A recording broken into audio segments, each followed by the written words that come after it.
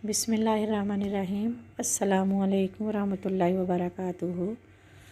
आज का वजीफ़ा है हर मुसीबत से निजात।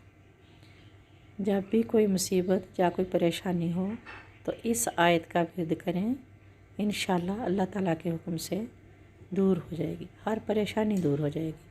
हज़रत साद बिन अबी वक़ास रज़ियल्लाहु ताला रवायत करते हैं कि रसूलुल्लाह सल्लल्लाहु अलैहि वसल्लम ने फरमाया, जब कोई बंदा अपनी किसी तकलीफ़ और परेशानी के मौके पर ये दुआ मांगता है जो हज़रत यूनुस अलैहिस्सलाम ने मछली के पेट में मांगी थी, वो अल्लाह के हुक्म से इंशाअल्लाह ज़रूर कबूल होती है।